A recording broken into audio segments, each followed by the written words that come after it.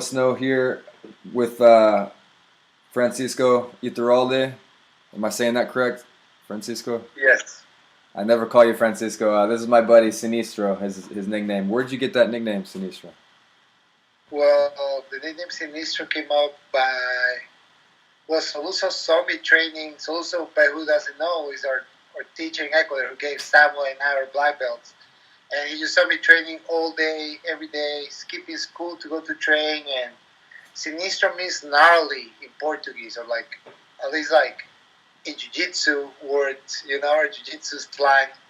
So Jiu-Jitsu named me after that. He was like, man, this kid's gnarly. He's like training all day, every day, skipping school for it, like doing stuff that other kids weren't doing or sacrificing other stuff that kids weren't doing. So he was like, this kid's Sinistro. So I guess the nickname stuck with me, and even my dad calls me Sinistro nowadays, not even Francisco anymore. Really? I barely hear that name. How old were you when he gave you that nickname? I was like 14, 13, 14, yeah, 14-ish. Yes. But nicknames. It's been a while already. Yeah, it's like a first name now for me, pretty much. Right. Nicknames pretty much. I feel like they stick better in Latino America or Latin culture, Latino culture. They, especially in Ecuador, like everybody goes by some nickname almost. Yeah. Right? Nobody calls you by your name for sure. Yeah. Yeah. It's kind of like worthless to have my name out there. Yeah, they're gonna rebaptize you for sure. Cool, but yeah, man. I guess that was part of somehow the mystic of jiu-jitsu, like, people nowadays have lost that the probably culture of putting people's nicknames and stuff like that, but that was very, very hardcore in like the early jiu-jitsu era probably. Nowadays everybody's trying to be polite and respectful and very proper, so they call you by your name, and you have your identity, like in jiu-jitsu, like your name is whatever you look like. Like very much jiu-jitsu before it was like a bunch of like buff people and they were all like playing jokes all day. Now you kind of like you have a family environment at the gym, like you have kids training, you have adults training, moms training, so you gotta watch what you say, and it's more of a business. More proper, yeah. In the States these days. Before it was like a clubhouse, pretty much the mats, yeah. Bathroom. So yeah, people were playing jokes all the time, and calling you names, and chatting what they're gonna do this weekend and what they did last weekend and stuff like that. So that's how it was in Ecuador, like the school had no more than 30 people, and but people were very tight, and we'll hang out together every weekend, and we'll go eat every night after training, and it was kind of like a really cool brotherhood, and it was really good because at that time I was a teenager, and it gave me a bunch of really good role models that were doing good stuff for their lives. They were training, they were competing, they were like focused on something. All the other kids that were my age that were going to school with me were just like, playing video games and like trying to get booze on the weekends and trying to party and stuff like that. And thankfully I landed on a good crew, and they were all older than me too. Like right. My older brothers and you guys, like you came over to Ecuador and you kind of saw how the crew was there. Like I was the smallest kid. I was like the little guy around. So right. No, it helped me to have a bunch of good role models that were doing something good for their lives, and even more that were more people way more mature than me, because that probably saved me a lot of problems and a lot of lessons that I would have learned by myself just by being on the mats and listening to other people's wisdom is something that it's just a precious gem that Jiu-Jitsu gave me, and I wasn't really looking for it. And yeah. It just landed on me, and it was really cool. Those are consistent role models that you have, also they're friends because you have them there on a daily basis in training. But they're also giving you an example of what discipline looks like, what sacrifice looks like, because they're not out drinking, they're not out partying, they're on the mat, right? So. Well, that's pretty much part of the beautiful jiu-jitsu transformation. You want to do better at rolling. You want to spar better. You don't want to suck at it. So, I mean, if you're drinking all the weekends and you're partying and not eating well, you're not gonna perform. And if you have a bunch of friends who wanna have the same goal, then you know it's beautiful. It's a beautiful energy that you can build on a jiu-jitsu gym. I don't think nobody should go to jiu-jitsu school to just try to beat other people up, because I mean that's very shameful. We're trying to do something really magical with jiu-jitsu. I don't believe it's just a sport, and it's not only a lifestyle. Uh, Sorry, I thought I turned it off. let's speak up from. Well, I don't think jiu-jitsu is just a sport, and either just a lifestyle. I think jiu-jitsu is a really good tool for our minds to.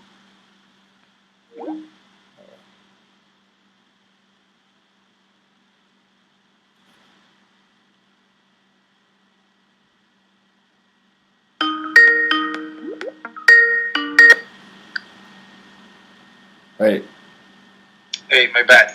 Well, I'll pick up from there again. all good, all good.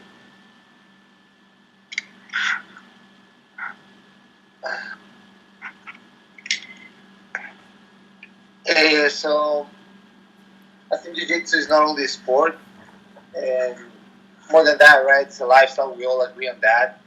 But even beyond that, I think jiu-jitsu is a beautiful tool that the human being can use to get your brain to expand a little more, to become a little more aware of where you are, what you're doing in life, and a lot of different things that go way beyond just grappling or just doing a physical activity, and all the good chemicals that go in your brain when you do a physical activity, right? All the serotonin and all the just dopamine that goes through it. You just feel good, feel great. All this endorphins rush, through your brain. It just makes you feel good when you do a physical activity. Now, even beyond that, right? I think jiu-jitsu is key to help us to build the awareness. And how does jiu-jitsu do it? Jiu-jitsu helps us to stay present. When an individual can become present, the individual is not anxious, is not, the individual is not angry, the individual is not worried about other things. The individual is merely present. You enjoy what you're doing right here, right now, because to be honest, the only thing we have is the now. We don't have the past, we don't have the future yet, we have the now. And when we train jiu-jitsu, the only thing that you can focus on what's going on right here, right now. It puts you in the moment. You can never focus about, what your boss did to you, or your girlfriend, or whatever issue you have. You're focusing on fighting and grappling with this other person, and you're trying to not get choked. And it's fun, right? The moment you disconnect from that, you get choked, you get beat up, and everybody has had a bad day at training, and it's because you bring it with you. You bring all those issues with you, and you don't get to focus, and then you're always thinking about that issue. You're from bullying. Right. The days that you can leave that on the side, just leave the present and focus on, not that I'm not gonna get choked or this or that. Just focus on this grip and on this move and your footwork right here and what's going on right now. It will help you, to build that living in the present. And the more you do it with jiu-jitsu, that's gonna translate also in some other aspects of your life. Jiu-jitsu is a very high stressful situation, right? There's a lot of high stress going on in jiu-jitsu. But if you can get to live present and build awareness under that high stress situation that jiu-jitsu is, do you think that any other issue that you have around is small? It becomes small for you. So, I think your mind will get better. Right. So if you train the right way, if you train for a long time, if you train with the right training partners, right, you're gonna have that beautiful energy, and that's gonna motivate you into being every time a better person. Because you don't want to be an angry person. You don't want to be a hater. You don't want to be a person that is never fulfilled, or that is always seeking for more and that is never pleased. No, you want to be a person that you can just enjoy this right now, and everybody had those moments that you can be like, I wish this moment lasts forever. What do you make forever last like that moment? I think it's a good point. A really good point is that you said is you don't want to be this type of basically mindset or mentality, angry, this and that.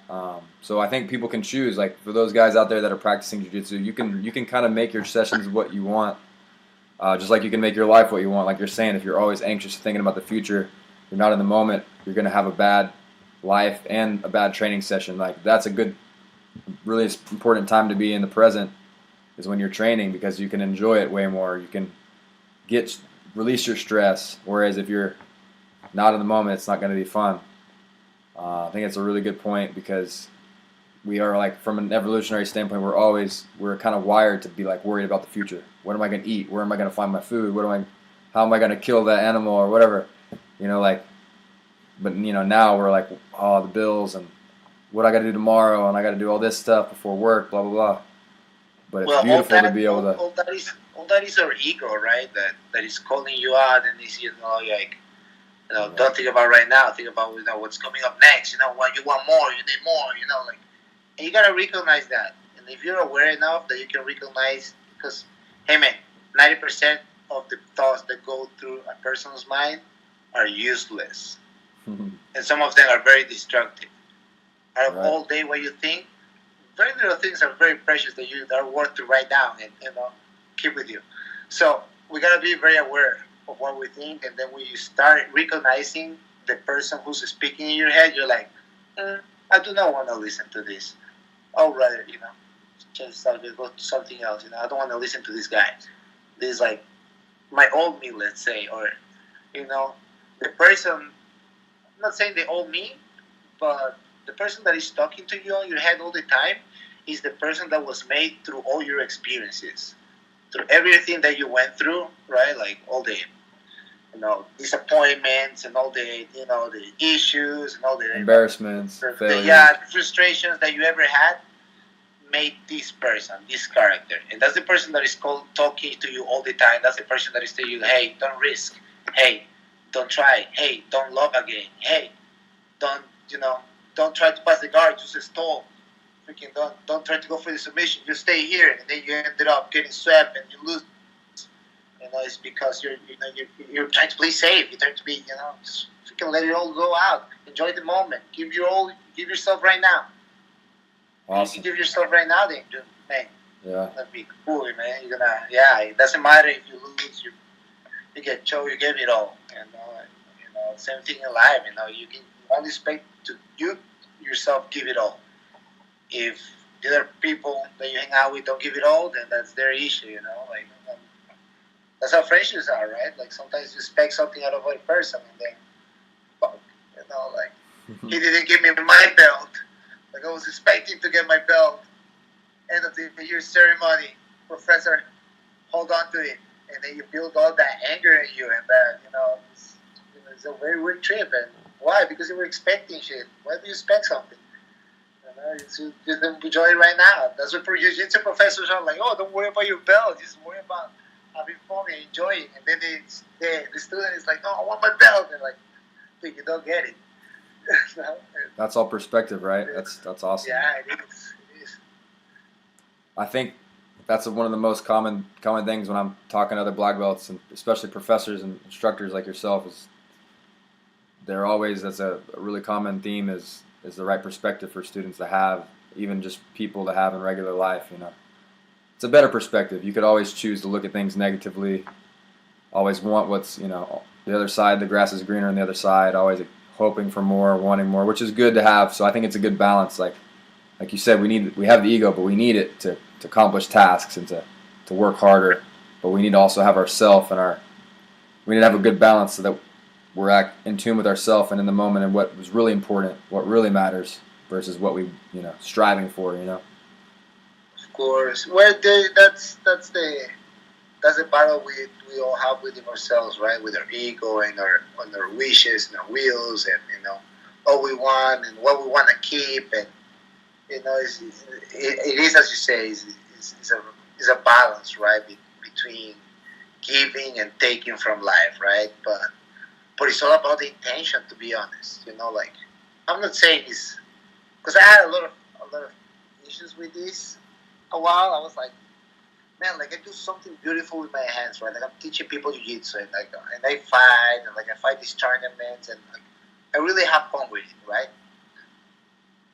And I'm making money out of it too, right? And I'm trying my best to like sell my my product and what I have to offer, but that shouldn't be the reason, though. Like I shouldn't be teaching to make money. Like that just sounds so wrong for me somehow. And I was like, man, I think jiu-jitsu should be free. Fuck it, like to be honest, yeah. Like I was like, I should just teach jiu-jitsu for free, and everybody should benefit from jiu-jitsu because jiu-jitsu is such a beautiful art. Like it made such an impact and such a beautiful transformation on my life. I believe that jiu-jitsu can give that transformation to other people's lives. 100% sure. I believe on it. So how am I gonna deny to somebody who doesn't have the money to afford something to train? Like that's impossible, Like for me, jiu-jitsu should be free. Jiu-jitsu is an art, and all art should be free. Yeah, you do pay some type of fee to the museum to manage the facilities, so you keep it perfect, so you can go and appreciate the beautiful artwork that is there. But we're not trying to make money out of it, So then I ended up realizing that it's not about not making money because things are good. I mean, having a car is nice. If you can buy a nice car that is comfortable for you in your lifestyle, go ahead, do it. That's beautiful for you. And if you can afford, having vacations with your beloved ones, that's beautiful too. Like you shouldn't starve to give to others either. Can I give you my 2 cents on that? But you know what? But it's all about the intention. Right. If my intention is to have a beautiful place or a beautiful class, or a beautiful seminar where people come and enjoy, and I can give myself 100% to them. I can give a beautiful class, beautiful attention, and can make them stretch after and feel great, and go back home with just such a feeling of happiness, and not only that, but leaving whatever they have, whatever issues, whatever problems, whatever things that are bothering them, whatever demons they carry with them at the door, and just enjoy right there, right now, and have that beautiful time. That's what I want. When I understood that, I was like, okay, it's great to get paid for that. For sure. I gotta make a living, I gotta pay gas, I gotta pay for tickets, I gotta, put some money in my savings for my future as well. Then I can do it. Then it's okay. I'm not trying to take money from people. I'm not trying to sell an object. But they're choosing. It's not an object that I'm selling. It's not It's not you cannot touch it. You cannot feel it. That's why jiu-jitsu, it's not it's just not a cheap thing. Right. It has some type of craft to it, and when you understand that, you just gotta charge a fair price, and not trying to take advantage of your students, and treat them with respect and with love, and understanding that you never know where somebody's coming from and what are the sacrifices to go to the gym that day. So just give yourself 100%, and that person's gonna feel that energy, and they're gonna be so loyal to you, and gonna love you so much, and then it makes sense, and then you have purpose on your vocation, on your job. It's not just trying to make money, because if I'm trying to make money, to make more money, and like that's where it goes wrong. This is the wrong job. I mean, I could have stayed home and tried to work with my dad and my grandparents. There's a lot of other ways to make money. Dad's business, and then keep on going the same thing, because that's what makes money, or that's why where I'm gonna be comfortable, and I'm supposed to just go to school and then get married and then have a kid and then get old, and then all of a sudden freaking get retired and not enjoy my retirement because I'm too old. So. But you're an artist. Yes, but it's different. Not a businessman, right? Yeah, so it comes to I'm more in touching, and I touch people all day. I grab them, and I give more than just trying to sell a product.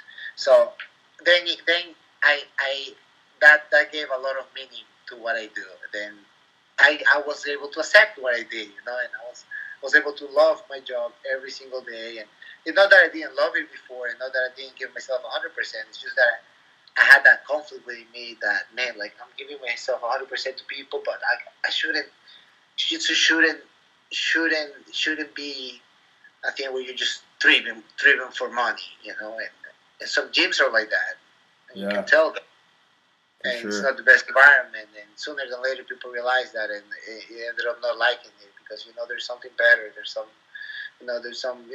if you can have a student and you can treat him well and with respect and actually care about the person, not caring what they think about you.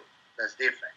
Right. Because you can do things or you can say things to people because you care what they think about you. You want them to think that you're a nice person. You want them to think that you are professional. You want them to think that you are nice.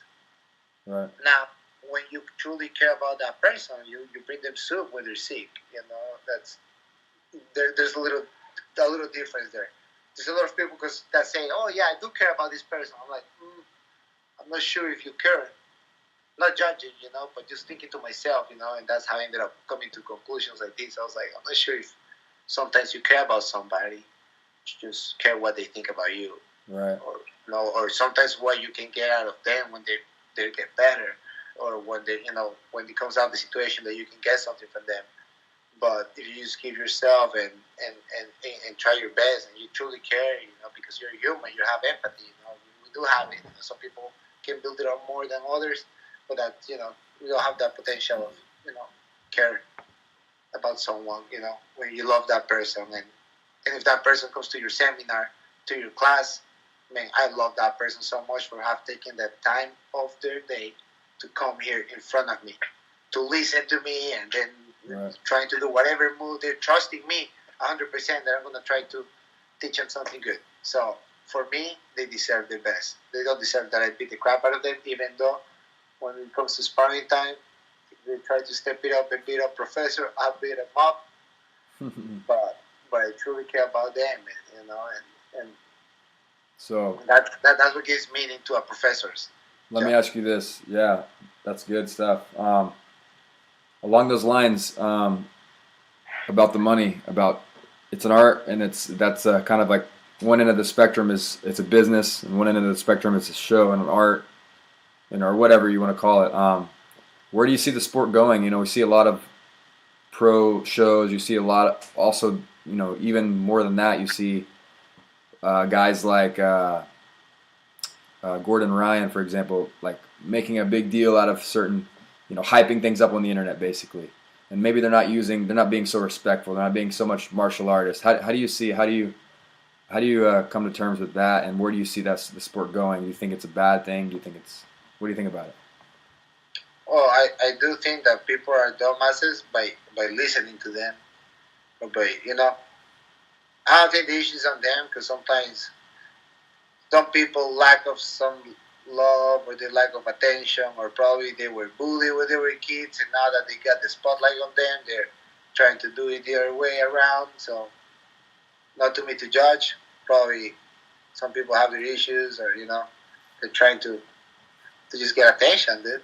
So, but for the sport, do you think I don't think necessarily that's good? The issue is the people who listen to them and then they get in fights because they're just talking. Then that's the issue, So I think the jiu-jitsu crowd is becoming a very douchebag crowd, little by little. It's a little less of martial artists and more kids that are just like pretty much MMA or UFC mentality, instead of kind of like a fad, having fun, and yeah, man, we all get mad when we lose, like we all get happy when we win, but tomorrow doesn't really matter, And then if you're getting an issue with somebody, then you're gonna have to hold on into that, and it's sometimes not the best. So, man, if you can try to do things clean and try to get fights by what your skills and not by what you say, perfect. I mean, the kid has the skills. You don't need to talk anymore. I mean, if you can have all the spotlight on you, and if you can have, if you're winning all the medals, and you have all the media on you, why don't you do something good with it? Why don't you, We can tell people to recycle. Tell people, use it as a platform people for to stop. change. Hey, you guys. By the way, don't get a straw when you go to a restaurant next time. Whatever. Like, Right. hey, you're making an impact in the world. You're doing something positive. And who cares if somebody's like, oh yeah, you're hippie, whatever. Who cares? Like, right. Do your impact.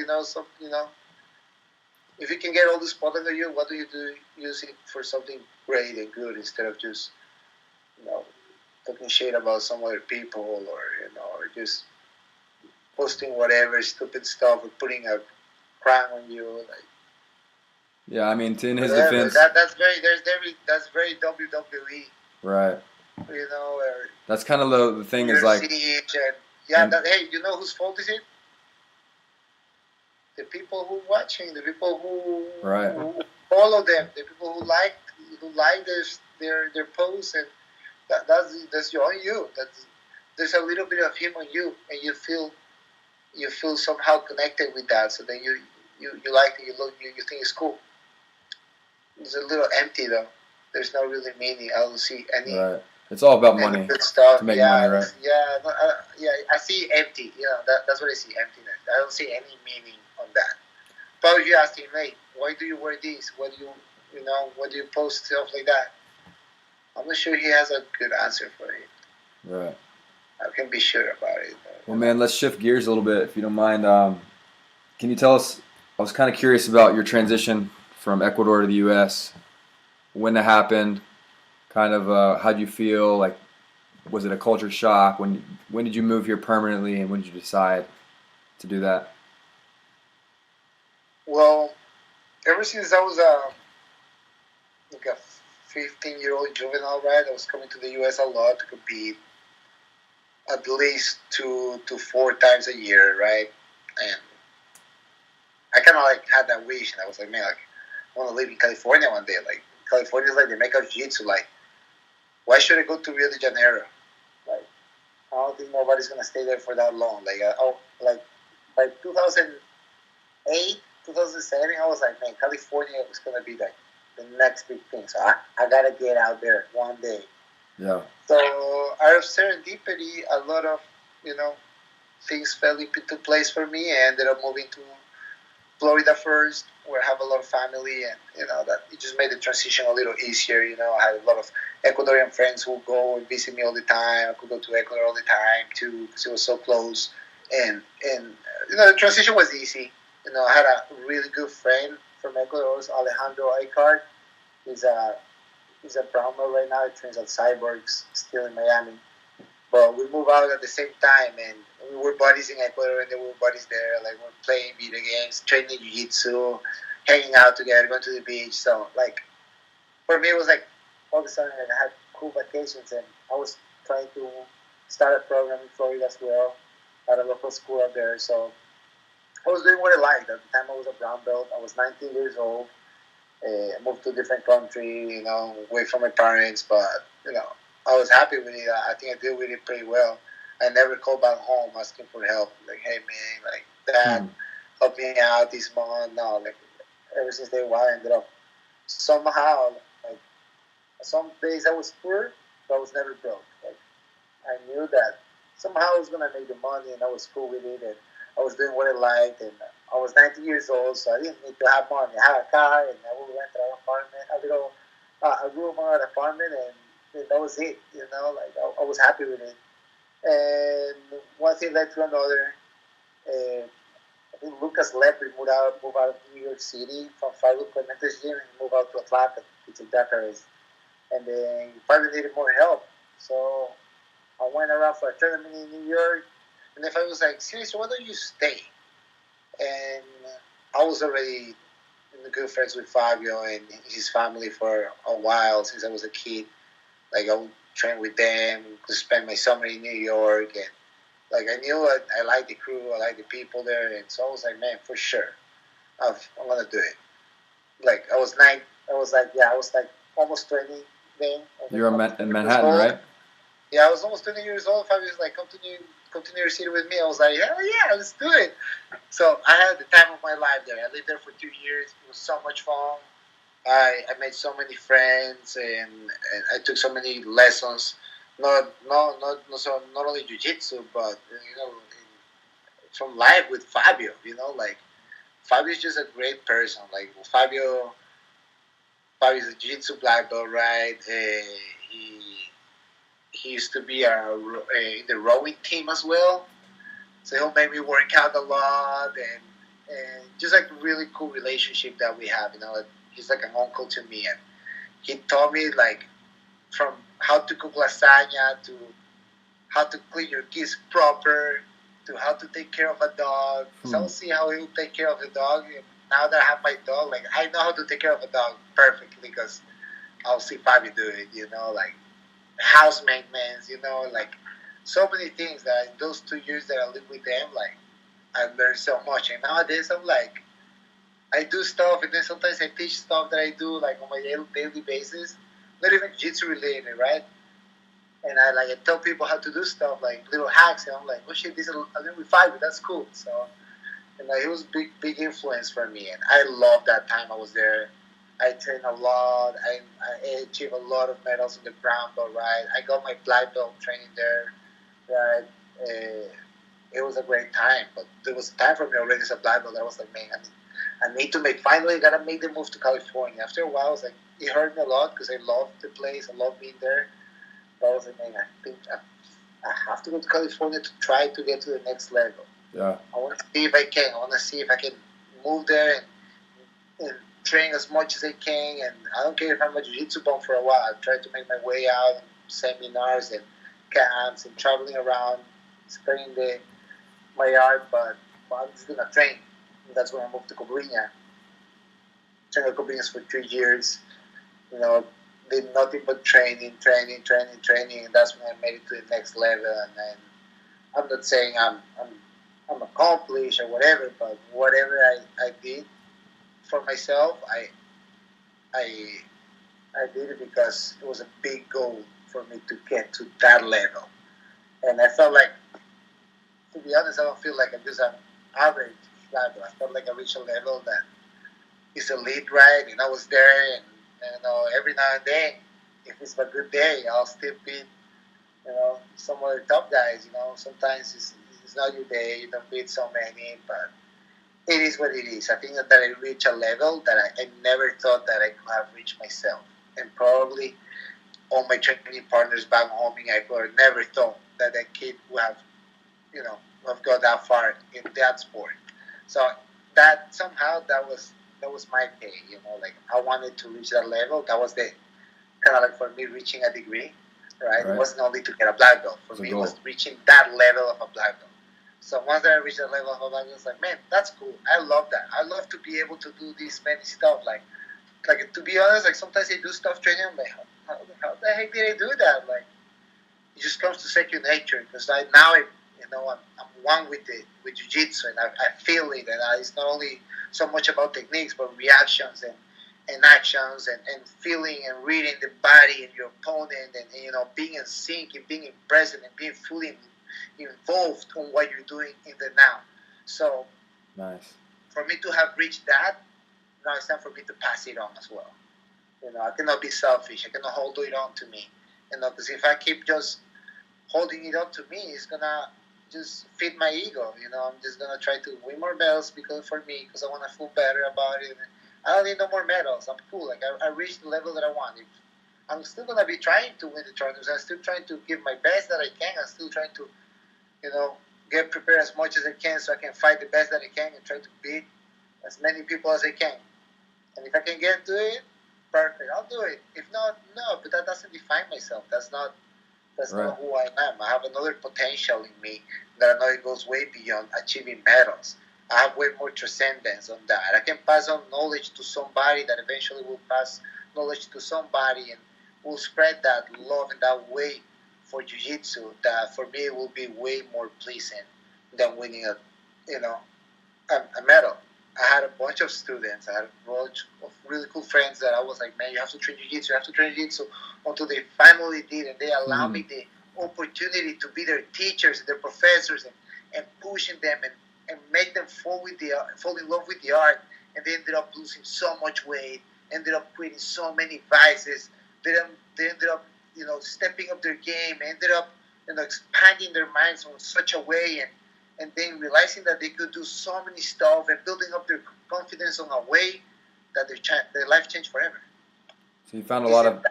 Isn't that way more of a pay than just a medal? Like, I have a bunch of medals on a bag, dude. I have a key bag full of medals. I never look at them. I never do nothing with them.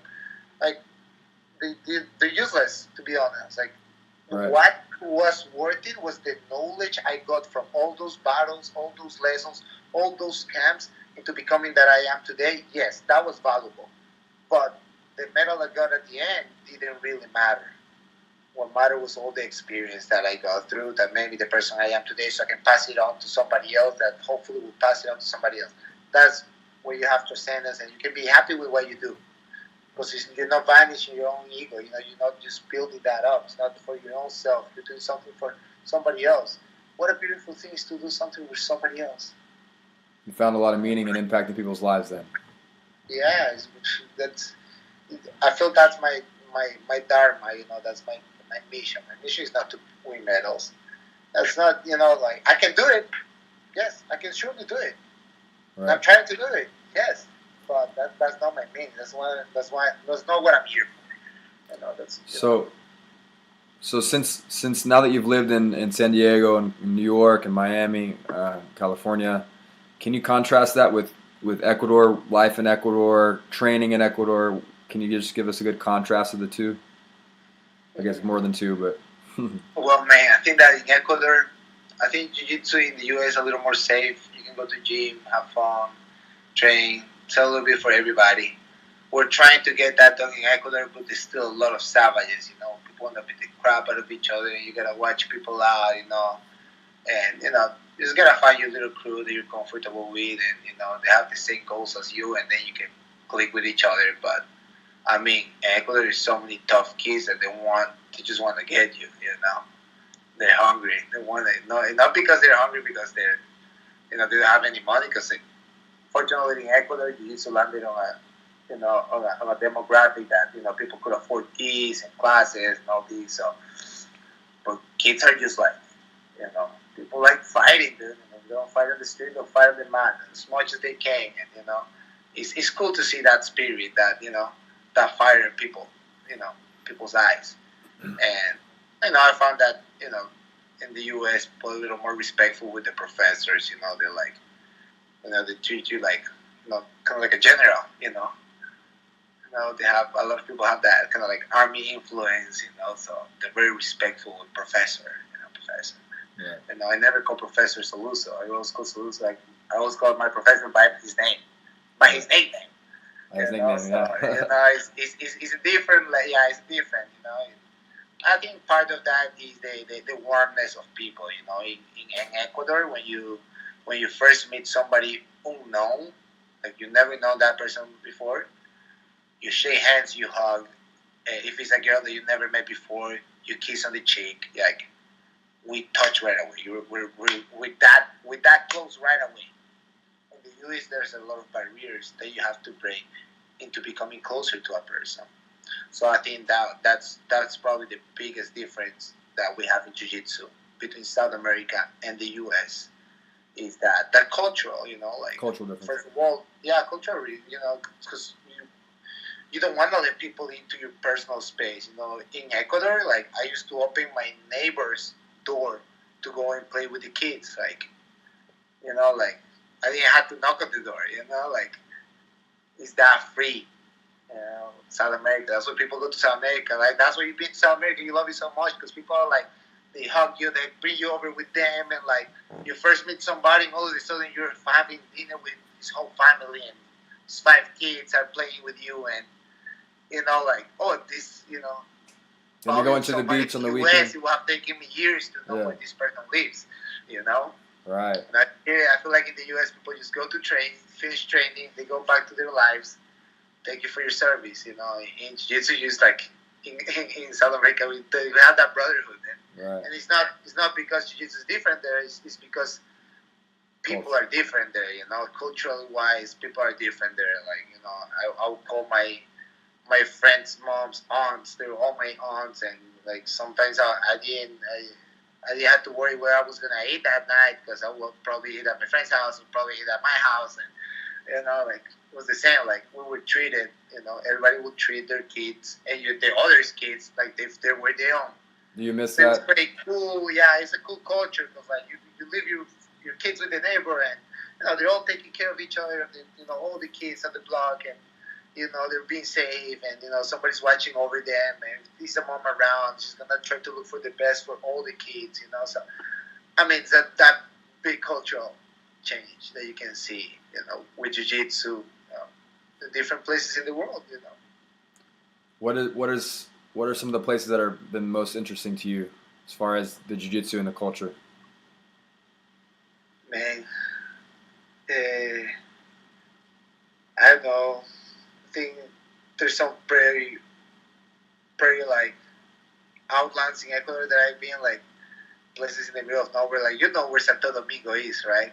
Right, right. Like a farmer town, and it's like the mats are like all dirty and messed up, and you just go train, and people are like spitting the crap out of each other, but then they go like drink rum after and stuff like that, or like and it's cool, But then you go to some other places, like I don't know, like I've been to in the Emirates, and it's of course way different, way tighter. But I do think that the good thing about jiu-jitsu in big cities like New York or LA, right? That the jiu-jitsu gym is a melting pot of different backgrounds. I feel like, let's say that time that I was living in New York, I would like teach and train with a hairstylist and a blogger and this chef and then this freaking chemistry guy and then this other engineers and doctors, and I was like, man, that's so cool. And then there was another DJ around there, and there were these kids fresh out of high school, and there were some guys who were just doing jiu-jitsu full time. And I was like, man, where else can you see this? You don't see this at a golf court. Mm-hmm. You don't see this at a tennis court. You don't see this, on any YMCA around, or any sports complex. Like you see this at a jiu-jitsu gym with so many people from many different backgrounds, from many different professions. Like you have no idea what all the jiu-jitsu people do during the whole day. Like during the whole day they can be like onto people's mouths because the guy's a dentist, or the guy can be just sleeping all day because the guy's a bouncer at night. But I mean that is a beautiful thing about jiu-jitsu. And then if you give the time to meet and care about all these people, you're going to learn so much because these people from different backgrounds, different demographics, different nationalities, and I'm pretty sure they all have a different view of life, right? They have a different perspective of what life is. So then, boom, you get to learn. If you're open-minded enough that you can learn from somebody else, then you learn some cool stuff from all these people that come to your gym. Awesome, man. I wanted to ask you early on tonight, and it slipped my mind. You're doing something different in 2019. What does it have? What does this new year have in store for you? Well, 2019 we're starting a little bit with more seminars, right? I'm doing a bunch of seminars right now in the East Coast. Coming up, I have like 5 seminars in the New York area. I have Connecticut, Pennsylvania. I'm going to my friend's gym out there, True Believer, to teach camp for a week. After that, I'm going to Oregon for a week, getting people prepared out there in Seaside for the Portland Open. And I'm just going back into traveling a lot. That it's just a big passion for me. I know it is for you as well. And just learning from so many different people and show them that I have all of them and all of that in one thing, or we have one thing in common, that is jiu-jitsu and the love for it. So bringing all that together is amazing. Getting to learn from it as well. So based on that, right, me and my now fiance, Fernanda, she's a yoga teacher, and we're starting on this new road. We're still working on, the name for the project and all that, but we're teaching a little more whenever we can, seminar that the jiu-jitsu seminar that also has yoga at the end. That way, people have a beautiful time training. We have an open mat at the end of the seminar, so we're sparring. I'm trying to spar with as many people as I can to have fun with them. Bringing that vibe together because it's a beautiful energy that you have, and a lot of people are training hard and having fun and pushing each other. You have that vibration. You build that energy field that just feels great. You know, After that, we go into taking care of your body. We go to stretching. We do some really good stretches with your belt.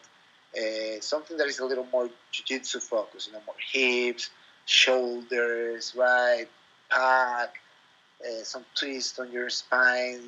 A lot of things that will help you to actually don't go out of the seminar and the open mat beat up, but get out of there and feel great and relax and relieved, right? Nice. So coming with that idea of building a seminar like that we did our first now in Vegas a week ago. It was great success. It was our friend Gacho, Raul's gym, his kid Roberto, right? These guys need no introduction. Great competitors. They have a beautiful gym in Vegas. And I'm really close to Raul and his whole family since I was a kid to start training jiu-jitsu. That was a while ago. I remember Raul around, and I remember his family around, and grew up and always rubbed elbows with them. They gave us the opportunity to make it happen for the first time there, and it was great energy. We had such a good time. We did a little bit of self defense at the beginning to keep on warming up, just to drill and review, because hey, there was a lot of girls at the gym, and I mean, you gotta know how to take care of yourself. If you're a woman, that's your right. You have the right to know how to take care of yourself. There were kids around there that suffer from bullying as well.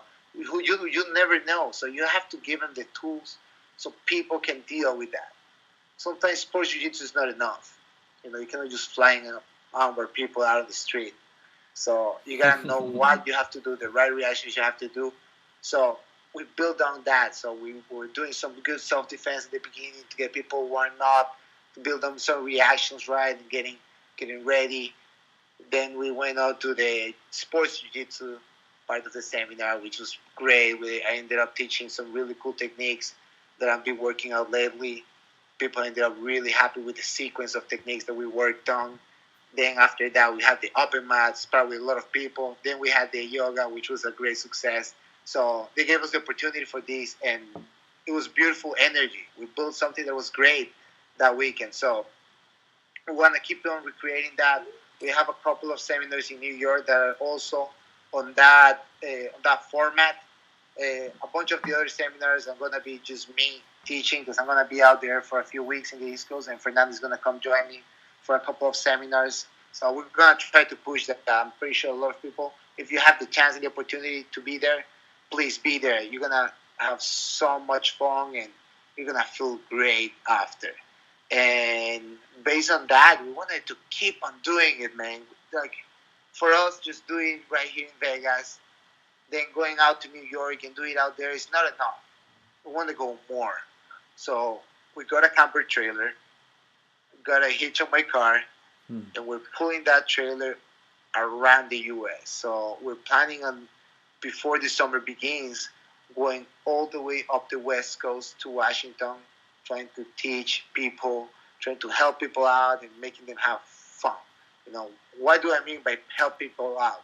Yes, helping with their jiu-jitsu, helping them, giving them some stretches that they can use on a daily basis, but helping them to be present, to have 3 hours, right? 3 hours and a half of the seminar to be present there and enjoy and give themselves 100% and feel like there's people who are giving themselves 100% to them and practice that living in the present. And the more you live in the present, then the more aware you become. The more aware you become, the less issues you're going to have in life, right? And the more you're going to be able to solve any little thing, any thought, any issue. You're going to become a better person, by building up that awareness. And that's what I'm trying to give here. So we're going up the coast, all the way up to Washington, then going across all the way to New York, back down to Miami, going back along the border with Mexico, back to back to California. So we're expecting to have 3 months probably of trip. It's gonna be very very fun. We're really excited with it. It's gonna be me, Fernanda, and our dog Juju. It's gonna come with us too, and yeah, road tripping all around the U.S. This is a big dream that I had forever.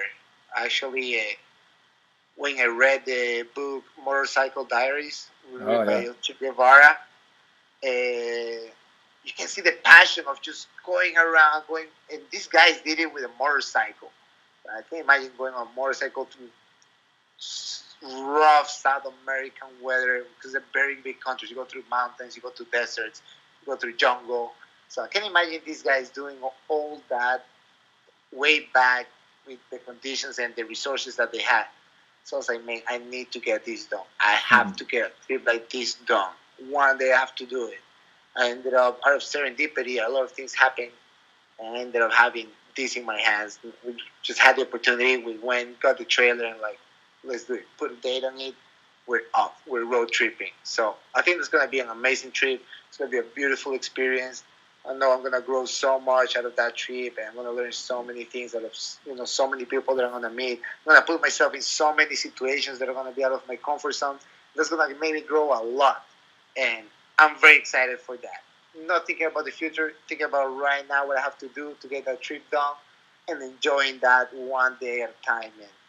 And yeah, and if you're around in the area, or if you're somewhere in the U.S. and you think you want me there in your gym, training with you guys, we're totally open. Just hit me up on my social media, and we're gonna try to be there if we can. There's really not that much planning on this trip. We're gonna have some cities that we're stopping at already planned, but from there we're gonna just pretty much be free to, serve out of the road and go somewhere else if we need to for a week, or get to enjoy national parks as well and all this. So yeah, I'm excited for this. And also started this YouTube channel called BJJ en Español. It's for Spanish speakers. So for any of the Spanish speakers, la gente que habla español, pueden seguirme en YouTube. BJJ en Español, sin ñ, solamente con N. BJJ en Español. Entonces van a estar ahí viendo mucho contenido, muchos videos de Jiu-Jitsu en español que estaré publicando semanalmente. So yeah, nice. Well, I've been posting a lot of videos lately, and I'm trying to push a little more that Spanish speaker community. So I think Jiu-Jitsu is growing so much all around the world, and I mean, yeah, Jiu-Jitsu, of course, by nature is Portuguese spoken, and now by adoption is English spoken, but yeah, there's just not many Jiu-Jitsu, Jiu-Jitsu seminars in Spanish, or Jiu-Jitsu videos in Spanish, or instructionals, or just the community. The community is getting bigger and stronger, and we just speak a different language, foreign from all this, and nobody wants to speak our language either. So we gotta make it our own way. So now I'm giving you guys this. If you speak Spanish, please go on there, and if you don't, remember Jiu-Jitsu is a moving language. You don't need to express yourself with words. So you're gonna get an idea of what I'm showing, on the YouTube channel, but it's just not gonna be your language. But so cool, you can still learn and enjoy somehow the techniques, right? Man, guys, I speak from first-hand experience. Sinistro's been at my gym numerous times in Texas, giving seminars and classes and teaching. It's a remarkable experience. You can kind of get a sense of his passion and his passion for his zeal for jiu-jitsu. So make sure you guys hit him up if you're interested in that. How do they get a hold of you, Sinistro? How do they get in touch with you for that? Well, I think social media is the best way. You can go to my Instagram at SinisterKid with a 3 instead of an E. And also my email, right? Sinistro Iturralde at gmail.com, or I'm just back on Facebook. I was out of Facebook for like 4 years. I just go back into Facebook. You can look me up on Facebook on Francisco Sinistro Iturralde. We'll make sure to post all those links too, guys, in the comments, or in the description rather. Awesome, Sinistro. Any shout outs to anybody you wanna mention? Well, thank you all who are listening right now for taking time of your day to listen to two dudes talking about jiu-jitsu and other stuff. I hope you enjoy it. And yeah, if you're around in San Diego, you want to train around, hit me up. Training along with my friends with Clark Gracie, training along with Teles, training along with Johnny Tama at the Stronghold, North Park. So I mean, I'm training around a lot. If you guys want to come over and get a feel of San Diego as a jiu-jitsu destination, don't hesitate. Come over, take a jiu-jitsu tour around all the gyms, and please hit me up and let's try to train together. Awesome, man. We're gonna have Johnny Tama on the podcast soon. Probably another Ecuadorian as well. Give you guys a lot of the Latin flavor. Sinistro, it's been a pleasure, man. I'm super excited to see the trip, the road trip around the U.S. It's like almost every American's dream goal. Like someday I'm gonna sell the house. We're gonna get the RV or whatever. Like just hit the road. I didn't have to do all that to get it done. Yeah. That's what I want to show people. That you don't need much money. You don't even need to. You just need passion for it. Awesome. Yeah, you need nuts too. You need to grow some and just go and do it. You can do anything you want. If you can do jiu-jitsu, you can do anything. Remember that. That's awesome. Yeah, you guys gotta open up your minds, get some new perspectives. But that's what jiu-jitsu is all about, right? It's so easy to, like you said, it's a melting pot of different people's different walks of life. I think that's one reason why jiu-jitsu players are the most open-minded, accepting, positive people you can get around. So, yeah, find your local training partner. Get on the mat as quick as you can, and keep training. I want to make sure I'm not missing anything big, Sinistro. Real quick. Oh, could you tell us a little bit about real quick before we let you go? Could you tell us a little bit about your brothers in Ecuador and kind of their role in the jiu-jitsu scene? So, I think somehow my family ended up being the Gracie family of jiu-jitsu in Ecuador. My siblings were pioneers. My siblings were pioneers on the sport, right? There was a very little school back then in Guayaquil, and the professor was a blue belt, the Royce Gracie. He was teaching class. My brother ended up getting his blue belt. Somehow another teacher ended up getting their black belt, who's teaching sports jiu-jitsu, not only self-defense. And it wasn't that commercial. It was actually pojada. So my brother loved that. He started training hard, and my brothers were into it so much with this first generation of jiu-jitsu practitioners, and I ended up being there. I just ended up happy to be there, and they raised me when they wanted it. They wanted to build a great fighter for the family, and they did their best. They did the crap out of me until I started fighting back, and then it was good for me. So I'm really happy that I had my siblings training with me, as well as you. You have siblings to train, so it's a beautiful feeling to get to bond that way. Because I think that if it probably wasn't for jiu-jitsu, me and my brothers would have never had anything in common.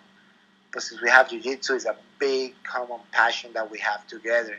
And this weekend, Leo is coming over to visit me for a week here in San Diego. We're going to train together, have fun, enjoy. And, I mean, we're just bonding so much. Every time I go back home to Ecuador, I get to hang out with my brothers.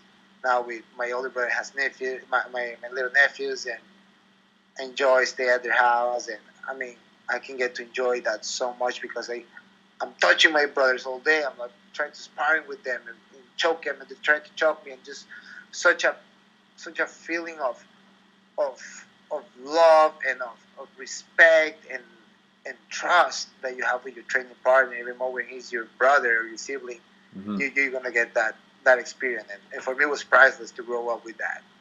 Oh yeah, for sure. I feel the same way. It's very unique, right? It's very special to be able to have a sibling who trains. Man, awesome. It's been really great to have you with us, Sinistro, with Rule the World. We're going to follow you. We're going to make sure we repost BJJ in Espanol. We're going to make sure to follow your travel vlog, all the things you're doing on the road. Man, we wish you the best success. and hope to hear from you again soon. Hope to have you in Texas at my academy as well, at Alliance Jiu-Jitsu in Keller. So over in Fort Worth. We'll make it happen when I get there with my trailer. Awesome, man. Yeah, I got a place for you to hook up and everything, so you come and pop up that trailer. Cool, brother.